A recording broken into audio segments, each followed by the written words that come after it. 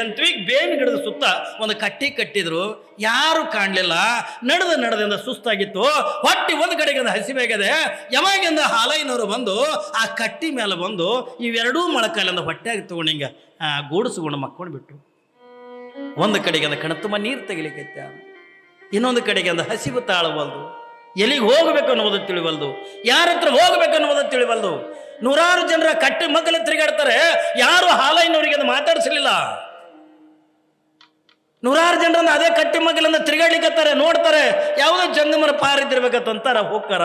ಕೊನೆಗೆ ಅದೇ ಊರಿನ ಹಿರೇಮಠದ ರಾಸೈ ಸ್ವಾಮಿಗಳ ತಗೊಂಡಂತ ಸ್ವಾಮಿಗಳು ಇವ ತಲೆ ಸುತ್ತಿರ್ತಕ್ಕಂಥ ಕಾವಿಟ್ಟಾವೆಲ್ ಅಂತಕ್ಕ ನೋಡಿ, ಹರಿದಿರ್ತಕ್ಕಂಥ ಏನ್ರಿ ಹುಟ್ಟಿರ್ತಕ್ಕಂಥ ಹರಿದಿದ್ದ ದೋತ್ರ ಅಂತಕ್ಕಂಥದ್ದು ನೋಡಿ ಬರಿಮೈ ಒಳಗೆ ಬಿದ್ದಾನ. ನೋಡ್ದ ಬಂದು ಹಾಲೈನವರಿಗೆ ಅಂದ ಎಬ್ಬಿಸ್ತಾನ, ತಮ್ಮ ಹೇ ಮಗ ಹೇಳೋ ತಗೊಂಡದ ಎಬ್ಬಿಸೋರು. ಯಾವ್ರಪ್ಪ ನಿಂದು? ಯಾವಾಗಿಂದ ಹಸಿವು ತಾಳವಲ್ದು, ಸಂಕಟ ಆಗ್ಲಿಕ್ಕತ್ತದೆ, ಕಣ್ಣಿಗೆಂದ ಕತ್ತಲು ಬರ್ಲಿಕ್ಕತ್ತದೆ. ಅಂಥದ್ರೊಳಗಿಂದ ಹಾಲಯ್ಯ ಎದ್ದು ಕೊತ್ತಂದ ಹೇಳ್ತಾನೆ, ಅಪ್ಪ ನಂದು ಜೋಯಿಸರ್ ಹರಳಳ್ಳಿ, ಯಾಕೋ ನಿನ್ನ ಮುಖ ಬಾಡ್ಯದಲ್ಲ, ಯಾಕೋ ನಿನ್ನ ಮುಖ ಸಾಣದೈತಲ್ಲ ಮಗ, ಯಾರು ಏನು ಬೈದ್ರೇನು, ನಮ್ಮೂರನ್ನವ್ರು ಯಾರು ಏನ್ರಿ ಅಂದ್ರೇನು? ಹಾಲಯ್ಯನವ್ರು ಕಣ ತುಂಬ ನೀರು ತಂದಂತಾರೆ, ನನಗೆ ಯಾರು ಏನು ಹೊಂದಿಲ್ಲ. ಯಾಕೆ ನಿನ್ನ ಮುಖ ಮಾಡದೆ? ನಾನು ಹುಟ್ಟಿರ್ತಕ್ಕಂಥ ತಂದೆ ತಾಯಿ ಬಂಧು ಬಳಗವನ್ನು ನಾನು ತ್ಯಾಗ ಮಾಡಿದ ನಾನು ಬಂದೀನಿ. ನಾನು ಏನಾದರೂ ಕೂಡ ಕಲಿಬೇಕು, ನಾನು ವಿದ್ಯಾವಂತನಾಗಬೇಕು, ನನಗೆಂದ ಕಲಿಸ್ತಕ್ಕಂಥವ್ರು ಯಾರೂ ಇಲ್ಲ, ನನಗೆ ಏನಾದರೂ ಮಾಡಿ ನನಗೆಂದು ವಿದ್ಯೆ ಕಲಿಸ್ರಿ ಎತ್ತುಕೊಂಡು ರಾಸೈ ಸ್ವಾಮಿಗಳಿದ್ರಿಗೆ 12 ವರ್ಷದ ಬಾಲಕ ಹಾಲಯ್ಯ ಕೈ ಜೋಡಿಸಿದ ಕಣ ತುಂಬ ನೀರು ತೆಗೆದು ಕೇಳಕತ್ತ. ಏನ್ರಿ ತುಳಿಬೇಕನ್ನೋರು 1000 ಮಂದಿ ಇದ್ದಾಗ ಬೆಳೆಸ್ಬೇಕಂತಕ್ಕಂಥ ಒಬ್ಬರೇ ವಿದ್ಯೆ ಇರ್ತಾರೆ. ಯಾವಾಗೆಂದ ರಾಸೈನವ್ರಿಗೆ ಅಂತಾರ, ಮಗ ನೀ ಚಿಂತೆ ಮಾಡಬೇಡ, ನನಗೂ ಕೂಡ ಮಕ್ಕಳಿಲ್ಲ. ರಾಸೈ ಸ್ವಾಮಿಗಳು ಏನಂತಾರೆ, ನನಗೂ ಕೂಡ ಮಕ್ಕಳಿಲ್ಲ, ಇವತ್ತು ತಾನಾಗಿನಿಂದ ಭಗವಂತ ನಿನ್ನಂತ ಜ್ಞಾನ ಬೇಕು ಅನ್ನತಕ್ಕಂಥ ಮಗನನ್ನೇ ನನಗೆ ಕೊಟ್ಟಾನ ಹತ್ತುಕೊಂಡಂದಾಗ ನೀ ಎಲ್ಲೇ ಪರಂತರವಾಗಿ ಓದ್ತಿದ್ದಿ, ಓದ ಮಗ, ನನ್ನ ಮನೆ ಒಳಗೆ ಇದ್ಕೊಂಡ ಓದತ್ತುಕೊಂಡು ರಾಸೈನವರು ಕೈ ಹಿಡಿದ ಮನೆಗೆ ಕರ್ಕೊಂಡು ಹೋಗ್ತಾರ ಹಾಲೈನವರು. ನೋಡು ಯಾವಾಗಿಂದ ಮನೆಗೆ ಕರ್ಕೊಂಡು ಹೋದರು, ಹಾಲೈನವರಿಗೆ ಮುಖ ತೊಳಿಸಿ ನೀ ಮೊದಲು ಪ್ರಸಾದ ಮಾಡು, ಮುಂದಿನ ಆಮೇಲೆ ನೋಡೋಣ ಹತ್ತುಕೊಂಡು ಯಾವಾಗಿಂದ ಪ್ರಸಾದ ಮಾಡಿಸಿ ರಾಸೈನವ್ರು ತಮ್ಮ ಮನೆಗೆ ಇಟ್ಟುಕೊಂಡು, ಯಾವಾಗಿಂದ ಹಾಲೈನವರಿಗೆ ಮರುದಿವಸ ಬೆಳಗಿನ ಜಾವ ಏನು ಸ್ಕೂಲ್ ಅಂತ ಪ್ರಾರಂಭ ಆಗಿದ್ವಲ್ಲ, ಯಾಕಂದ್ರೆ ಅವತ್ತಿನ ದಿನಮಾನದೊಳಗೆ ಕದ್ದೂರಿಗೆ ಒಳಗ 7ನೇ ಕ್ಲಾಸ್ ತನ್ನ ಸ್ಕೂಲ್ ಇತ್ತು, ಇನ್ನಿತರ ಹಳ್ಳಿ ಒಳಗಂದ ಇದ್ದಿದ್ದಿಲ್ಲ. ಅವರೆಲ್ಲರೂ ಅಲ್ಲಿ ಸಾಲಿ ಅಂತಕ್ಕಂಥ ಕಲಿತು ಪರೀಕ್ಷೆ ಎಲ್ಲಿ ಬರೀಬೇಕಾಗಿತ್ತು ಅಂತಕೊಂಡು ಕೇಳಿದ್ರೆ ಧಾರವಾಡಕ್ಕೆ ಬರೀಬೇಕಾಗಿತ್ತು. ನೋಡ್ರಿ, ಪರೀಕ್ಷೆ ಬರೆಯೋದು ಕಚೇರಿಗೆ ಒಳಗೆ, ಇದು ಯಾವ ಅಭ್ಯಾಸ ಮಾಡೋದು ಕಚೇರಿಗೆ ಒಳಗ, ಆದ್ರೆ ಪರೀಕ್ಷೆ ಬರೆಯೋದು ಅಲ್ಲಿ ಇದ್ದಿದ್ದಿಲ್ಲ. ಎಲ್ಲಿಗೆ ಹೋಗಬೇಕಾಗಿತ್ತು? ಧಾರವಾಡಕ್ಕೆ ಹೋಗಿ ಅಂದ ಪರೀಕ್ಷೆ ಬರೆದು ಬರಬೇಕಾಗಿತ್ತು. ತನ್ನ ಸ್ವಂತ ಮಗನಿಗಿಂತ ಹೆಚ್ಚಿಗೆ ರಾಸೈನವರಿಂದ ಹಾಲೈನವರನ್ನ ಬೆಳೆಸ್ತಾರೆ. ಅವನಿಗೆ ಉಣ್ಣಾಕೆಂದ ಕಮ್ಮಿ ಮಾಡಲಿಲ್ಲ, ಉಡಾಕೆಂದ ಕಮ್ಮಿ ಮಾಡಲಿಲ್ಲ. ಯಾವ ಪುಸ್ತಕ ಅಂತಾರೆ, ಯಾವ ಬುಕ್ಗಳಂತಾರೆ, ಅವನಿಗೆ ಹಾಲೈನವರಿಂದ ಏನು ಬೇಡ್ತಾರೆ ಅದನ್ನ ಎಲ್ಲವನ್ನು ಕೂಡ ಕೊಟ್ಟರು. ಯಾವಾಗಿಂದ ಇಟ್ಟೆಲ್ಲ ವಿದ್ಯೆ ಅಂತ ಕೊಡ್ಲಿಕ್ಕತ್ತಾರೆ. ಓದ್ತಾ ಹಾಲೈನವರು ಎಷ್ಟನೇ ಕ್ಲಾಸ್ ಬರ್ತಾರೆ ಅಂತಕೊಂಡು ಕೇಳಿದ್ರೆ ಅವತ್ತಿನ ಕಾಲಮಾನದೊಳಗೆ ಅದಕ್ಕೆ ಮುಲ್ಕಿ ಪರೀಕ್ಷೆ ಎತ್ತುಕೊಂಡಂತಿದ್ರು. ಆದ್ರೆ ಇವತ್ತು ನಾವು 7th ಅಂತೀವಿ, 7ನೇ ಕ್ಲಾಸ್ ಅಂತೀವಿ. ಅವತ್ತಿನ ದಿನಮಾನದೊಳಗೆ ಮುಲ್ಕಿ ಕ್ಲಾಸ್ ಪರೀಕ್ಷೆ ಆದ್ರೆ ಅವತ್ತು ಟೀಚರ್ ಹಾಕಿದ್ರು. ಅವ್ರು ಯಾವ ನೌಕರಿ ಬೇಡ್ತಾರ ನೌಕರಿ ಸಿಗ್ತಿತ್ತು. ಈಗ MA PhD ಮಾಡಿದ್ರು ನೌಕರಿ ಸಿಗಲ್ಲ. ಅವತ್ತಿನ ದಿನಮಾನದೊಳಗೆ ಮುಲ್ಕಿ ಪರೀಕ್ಷೆ ಅಂದ್ರೆ ದೊಡ್ಡದಿದು. ಯಾವಾಗಿಂದ ಹಾಲೈನವರು 7ನೇ ಕ್ಲಾಸಿನ ಪರ್ಯಂತರವಾಗಿ ಕದ್ದೂರು ಒಳಗಿಂದ ಕಲಿತು. ನಿಮಗೊಂದು ಆಶ್ಚರ್ಯದ ಮಾತು ಹೇಳ್ತೀನಿ ಪುಣ್ಯಾತ್ಮರೇ,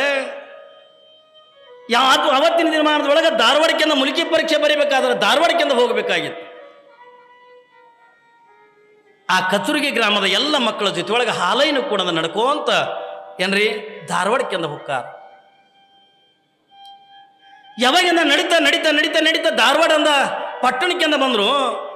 ಹಾಲಯ್ಯ ಅವನ ಜೊತೆಯೊಳಗೆ ಇರ್ತಕ್ಕಂಥ ಎಲ್ಲ 100 ಮಕ್ಕಳಂದ ಹೋಗಿ ಧಾರವಾಡದೊಳಗಿಂದ ಪರೀಕ್ಷೆ ಅಂತಕ್ಕಂಥ ಬರೀತಾ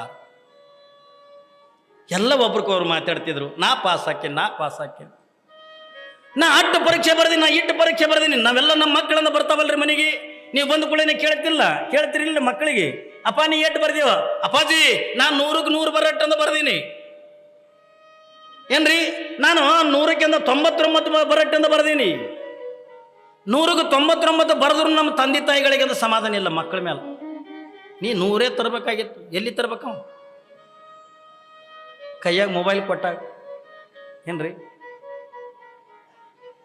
ನಾವು 100ಕ್ಕೆ 100 ನಾನು 100ಕ್ಕೆ 100 ಅಂತ ಬರೆದು ಬಂದೀನಿ. ಎಲ್ಲರೂ ಹೆಂಗೆ ಇವತ್ತಿನ ದಿನಮಾನದೊಳಗೆ ನಮ್ಮ ಮಕ್ಕಳೆಲ್ಲ ಮಾತಾಡ್ತಾರಲ್ಲ, ಅವತ್ತಿನ ದಿನಮಾನದೊಳಗೂ ಕೂಡ ಹಾಲಯ್ಯ ತನ್ನ ಜೊತೆಯೊಳಗಿಂದ ಓದ್ತಕ್ಕಂಥ ಮಕ್ಕಳಿಗೆ ನಾನು ಅಟ್ಟು ಬರ್ದೀನಿ, ನಾ ಇಷ್ಟು ಬರ್ದೀನಿ, ನಾ ಎಲ್ಲರಿಗಿಂತ ಪಾಸ್ ಹಾಕಿನಿ ಎತ್ತಿಕೊಂಡು ಎಲ್ಲ ಒಬ್ರಿಗೊಬ್ರು ಮಾತಾಡ್ಕೋತಿಂದ ಊರಿಗೆ ಬಂದರು. ಆಶ್ಚರ್ಯ ಏನು ಒತ್ತುಕೊಂಡದ ಕೇಳಿದ್ರೆ ಹಣೆ ಬರ ಯಾರಿಂದಲೂ ಕೂಡ ತಪ್ಸಕ್ಕಾಗಂಗಿಲ್ಲ. ಮನುಷ್ಯನ ಜೀವನದ ಒಳಗಿನ ಹಣೆ ಬರ ಹತ್ತುಕೊಂಡಂತಿಲ್ಲ. ಬೇಡ, ನಿಮ್ಮ ಭಾಷೆದೊಳಗೆ ಹೇಳ್ಬೇಕಂದ್ರ ನೀವೇನಂತೀರದಕ್ಕ ಸೆಟಿಕೆವು ಬರೆದಿದ್ದು ಅಂತೀರಿ. ಏನ್ರಿ ಸೆಟಿಕೆವು ಬರಿತಾಳಂತೀರಿಲ್ಲ? ಸೆಟಿಕೆವು ಬರಂಗಿಲ್ಲ ಏನ್ರಿ, ಅದನ್ನ ಸೆಟಿಕೆವು ಬರಂಗಿಲ್ಲ. ಅದಕ್ಕೆ ಶಾಸ್ತ್ರದೊಳಗಿಂದ ಬ್ರಹ್ಮಲಿಖಿತ ಹತ್ತುಕೊಂಡು ಕರೀತಾರೆ. ತಾಯಿಯ ಗರ್ಭದೊಳಗಿದ್ದಾಗನೇ ನಾವು ಹಿಂದಿನ ಜನ್ಮದೊಳಗೆ ಏನು ಕರ್ಮ ಮಾಡಿವಿ, ಏನು ಪಾಪಗಳನ್ನು ಮಾಡಿವಿ, ಅದನ್ನ ಎಲ್ಲವನ್ನು ಕೂಡ ನಾವು ಬ್ರಹ್ಮ ತಾಯಿ ಗರ್ಭದೊಳಗಿದ್ದಾಗ 8ನೇ ತಿಂಗಳಿದ್ದಾಗ ನಮ್ಮ ಹಣೆ ಬರತಕ್ಕಂಥದ್ದು ಮುಂದಿನ ಜನ್ಮ ನೀ ಹಿಂಗೆ ಆಗಬೇಕನ್ನುವಂಥದ್ದನ್ನ ಬ್ರಹ್ಮ ಮೊದಲೇ ಬರೆದು ಕಳಿಸಿಬಿಟ್ಟಿರ್ತಾನೆ. ನಾವೆಲ್ಲ ಸುಮ್ಮನೆ ಆಸೆ ಪಡ್ತೀವಿ, ನಾ ಕರೋಡಪತಿ ಆಗಬೇಕು, ನಾ ಹಾಂಗಾಗಬೇಕು, ನಾ ಹಿಂಗಾಗಬೇಕು. ಮನುಷ್ಯನ ಜೀವನದೊಳಗಿನ ಹಣೆ ಬರ ಅಂತಕ್ಕಂಥ ತಪ್ಪಿಸಲಿಕ್ಕೆ ಯಾರಿಂದಲೂ ಕೂಡ ಆಗಂಗಿಲ್ಲ. ಇದಕ್ಕೆ ಶಾಸ್ತ್ರದೊಳಗಿಂದ ಪ್ರಾರಬ್ಧದ ಕರ್ಮ ಹತ್ತುಕೊಂಡ ಕರ್ಕೊಂಡು ಬರ್ತಾರೆ. ಯಾಕ್ರಿ ಶಾಸ್ತ್ರದೊಳಗೆ ನೀವು ಕೇಳ್ರಿ, ನೀವು ಸಂಚಿತ ಕರ್ಮ, ಆಗಾಮಿ ಕರ್ಮ, ಪ್ರಾರಬ್ಧದ ಕರ್ಮ ಹತ್ತುಕೊಂಡ 3 ಕರ್ಮಗಳು ಬರ್ತಾವಲ್ಲ. ಆದ್ರೆ ಇದು ಆಗತಕ್ಕಂಥ ಇವತ್ತು ನಡೀತಕ್ಕಂಥದ್ದು ಏನು ಹೊತ್ತುಕೊಂಡು ಕೇಳಿದ್ರೆ ನಾವು ಮಾಡಿರ್ತಕ್ಕಂಥ ಹಿಂದಿನ ಜನ್ಮದೊಳಗೆ ಮಾಡಿರ್ತಕ್ಕಂಥ ಪಾಪ ಕರ್ಮಗಳಿಗೆ ಅನುಗುಣವಾಗಿ ಈ ಜನ್ಮದೊಳಗೆ ನಾವು ಬದುಕನ್ನು ಕಳಿಬೇಕಾಗ್ತದೆ. ಹರಿಶ್ಚಂದ್ರ ಮಹಾರಾಜ ನಿಮ್ಮೆಲ್ಲರಿಗೂ ಕೂಡ ಗೊತ್ತಾನೆ. ಹರಿಶ್ಚಂದ್ರ ಮಹಾರಾಜನ ಚರಿತ್ರೆಯನ್ನು ನೀವೆಲ್ಲರೂ ಸಿನಿಮಾ ನೋಡಿರಿ, ನಾಟಕಗಳನ್ನು ನೋಡಿರಿ, ಧಾರಾವಾಹಿಗಳನ್ನು ನೋಡಿರಿ. ಹರಿಶ್ಚಂದ್ರ ಮಹಾರಾಜ ಎಲ್ಲರೂ ಏನಾರು ತಪ್ಪು ಮಾಡಿದ್ ನೋಡ್ರಿ, ಸತ್ಯಕ್ಕಾಗಿನೇ ಬದುಕದ, ಸತ್ಯವನ್ನೇ ನೋಡ್ದ. ಆದ್ರ ಅವ ಏನೇ ಸತ್ಯ ನೋಡ್ಲಿ, ಅವ ಎಟ್ಟೆ ಸತ್ಯಕ್ಕಾಗಿ ಬದುಕಿದ್ರು ಕೂಡ ಈ ಜನ್ಮದೊಳಗ ಅವ ಎಷ್ಟು ಸತ್ಯಕ್ಕಾಗಿ ಬದುಕದ, ಸತ್ಯವನ್ನೇ ನೋಡಿದ್ನಲ್ಲ. ಆದ್ರೆ ಅವನ ಹಣೆ ಬರ ಏನು ಬರ್ದಿತ್ತು ಹತ್ತಿಕೊಂಡಂದ್ರ ಏನ್ರಿ, ಹೆಂಡತಿ ಮಗುವೆನನ್ನ ಏನ್ರಿ ಕಾಸಿಗೆ ಹೋಗುದು ಬರ್ದಿತ್ತು. ಇಡೀ ರಾಜ್ಯವನ್ನೇ ತ್ಯಾಗ ಮಾಡಿ ವಿಶ್ವಾಮಿತ್ರಿಗೆ ಕೊಟ್ಟು, ವಿಶ್ವಾಮಿತ್ರಿಗೆ ದುಡ್ಡು ಕೊಡ್ಬೇಕಾದ್ರ ಕಾಶಿ ಪಟ್ಟಣದೊಳಗೆ ತನ್ನ ಹೆಂಡತಿ ಮಗನನ್ನೇ ಮಾರ್ಕೊಳ್ಳಂತ ಏನ್ರಿ ಹಣೆ ಬರ ಅಂತ ತೆಗೆದು ಬರ್ದಿತ್ತು. ಅಟ್ಟೆ ಎಲ್ಲ ಅಲ್ಲಿಗೆ ಕರ್ಮ ಮುಗಿತ ತಗೊಂಡನಲ್ಲ, ಸ್ವತಃ ತನ್ನನ್ನೇ ತಾನು ಮಾರ್ಕೊಂಡ, ಹೋಗಿ ಸುಡುಗಾಡ ಕಾಯ್ದ, ಹೆಣಗಳನ್ನು ಸುಟ್ಟ. ಒಬ್ಬ ರಾಜನಾಗಿ ಸುಖದ ಸುಪ್ಪತ್ತಿಗಳಿರಬೇಕಾಗಿರ್ತಕ್ಕಂಥ ಹರಿಶ್ಚಂದ್ರ ಮಹಾರಾಜ ಸುಡುಗಾಡವನ್ನ ಕಾಯ್ದ, ಹೆಣಗಳನ್ನು ಸುಟ್ಟ.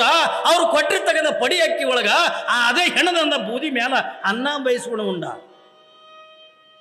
ಇದು ಪ್ರಾರಬ್ಧದ ಕರ್ಮ ಹತ್ತಿಕೊಡ್ತಾರೆ. ಇದು ಯಾರನ್ನೂ ಕೊಡದ ಬಿಟ್ಟಿಲ್ಲ, ಇದು ನಿಮ್ಮನ್ನು ಬಿಟ್ಟಿಲ್ಲ, ನಮ್ಮನ್ನು ಬಿಟ್ಟಿಲ್ಲ. ನೀವು ಅಂತಿರ್ತೀರಿಲ್ಲ, ಅಯ್ಯ ನಾವು ಮನಾರ್ ದೇವ್ರಂತೀವ್ರಿ ತಾತ, ನಮಗೆ ಯಾಕೆ ಕೆಟ್ಟ ಕಾಡ್ತದ ಅಂತೀರಿಲ್ಲ. ನಾವು ಮನಾರ್ ದೇವ್ರಂತೀವಿ, ಮನಾರ್ ದಿಂಡ್ರಂತೀವಿ, ಚನ್ನಬಸಪ್ಪನ ಗದ್ಗಿಗೆ ಬರ್ತೀವಿ ಏನ್ರಿ, ಈ ಊರಾಗ ಯಾವ ಹನುಮಂದಿರ ಗುಡಿಗೆ ಹೋಗ್ತೀವಿ, ಎಲ್ಲ ಕಡೆ ಹೋಗ್ತೀವಿ. ಖರೆ ಆದ್ರೂ ನಮ್ಗೆ ಯಾಕೆ ಕೆಟ್ಟ ಕಾಡ್ತದ? ನಿಮಗೆ ಕಾಡಿದ್ದೇನು ಕಾಡಿಲ್ಲ.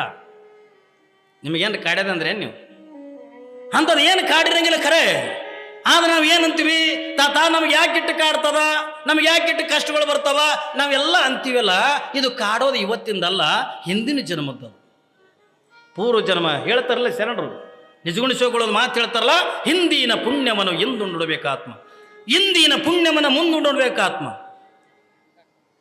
ನಾವು ಹಿಂದಿನ ಜನ್ಮದ ಕರ್ಮ ಇವೆಲ್ಲ ಹಾಲೈನವರು ಎಟ್ರ ಮಟ್ಟಿಗೆ ಅಭ್ಯಾಸ ಮಾಡ್ಯಾನ ತಗೊಂಡದ ಕೇಳಿದ್ರೆ, ಇಡೀ ಕದ್ದೂರಿಗೆ ಗ್ರಾಮದೊಳಗನೆ ಅದು ಏನು 100 ಜನ ಮಕ್ಕಳನ್ನು ಅಭ್ಯಾಸ ಮಾಡ್ತಿದ್ರಲ್ಲ, ಆ 100 ಜನ ಮಕ್ಕಳದೊಳಗ ಅತಿ ಹುಷಾರಾಗಿರ್ತಕ್ಕಂಥವ್ರು ಹಾಲೈನವರಾಗಿದ್ರು. ಯಾಕ? ಅವನಿಗೆ ಹಸಿವಿತ್ತು, ಓದಬೇಕು ಓದಬೇಕು. ಆದ್ರೆ ದೈವಿಲಿಖಿತ ಅದು ಮಾಡಲಿಲ್ಲ. ಏನೆಲ್ಲ ಅಭ್ಯಾಸ ಮಾಡಿದ್ರು, ಏನೆಲ್ಲವನ್ನು ಕೂಡ ಕಲಿತರು. ಆದ್ರೆ ಆಶ್ಚರ್ಯ ಏನು ಹೊತ್ತುಕೊಂಡ ಕೇಳಿದ್ರೆ, ಯಾವಾಗಿಂದ ಪರೀಕ್ಷೆ ಬರೆದೇನು ಊರಿಗೆ ಬಂದ್ರಲ್ಲ, ಬಂದ ಬಳಕ ಹಾಲೈನವರ ರಿಸಲ್ಟ್ ಬಂತು. ಏನ್ರಿ, ಹಾಲೈನವ್ರದ್ದು ರಿಸಲ್ಟ್ ಬಂತು. ಏನು ರಿಸಲ್ಟ್ ಬಂತ್ರಿ? ರ್ಯಾಂಕ್ ಪಾಸ್ ಆಗಲಿಲ್ಲ, ಏನು ಫಸ್ಟ್ ಕ್ಲಾಸ್ ಅಂತ ಪಾಸ್ ಆಗಲಿಲ್ಲ, ಏನು ಸೆಕೆಂಡ್ ಕ್ಲಾಸ್ ಅಂತ ಪಾಸ್ ಆಗಲಿಲ್ಲ. ಹಾಗಾದ್ರೆ ಏನು ಪಾಸ್ ಆದ್ರು ಹೊತ್ತುಕೊಂಡ ಕೇಳಿದ್ರ, ಹಾಲೈನವರು 7ನೇ ಕ್ಲಾಸಿನೊಳಗೆ ಫೇಲ್ ಆಗಿಬಿಟ್ರು. ನೋಡಿ, ಯಾರೋ ಓದಿಸಿದ್ರು. ಅವ್ರ ಮನೆ ಒಳಗಿನ ಹಾಲೈನವರನ್ನ ಸೇವಾ ಮಾಡ್ಕೊಂತ, ಅವ್ರ ಮನೆ ಒಳಗಿನ ಕಸ ಮುಸುರಿಯನ್ನು ತಗನ ಮಾಡ್ತಾ, ಅವರು ಹಾಕಿರ್ತಕ್ಕಂಥ ಪ್ರಸಾದವನ್ನು ಸ್ವೀಕಾರ ಮಾಡಿ ಆ ರಾಸಯ್ಯನವರು ಮನೆ ಒಳಗಡೆ ಇದ್ದು ಏನೆಲ್ಲವನ್ನು ಕೂಡ ಅಭ್ಯಾಸ ಮಾಡಿರ್ತಕ್ಕಂಥ ಹಾಲಯ್ಯನವರು ಫೇಲ್ ಆಗಿಬಿಟ್ರು. ಯಾವಾಗಿಂದ ಫೇಲ್ ಆದರು ಹಾಲಯ್ಯನವರಿಂದ ಕಣ್ಣೀರು ಹಾಕ್ಲಿಕ್ಕತ್ತು. ನಾನು ಏನೋ ಮುಂದೆ ಓದಬೇಕಾಗಿತ್ತು.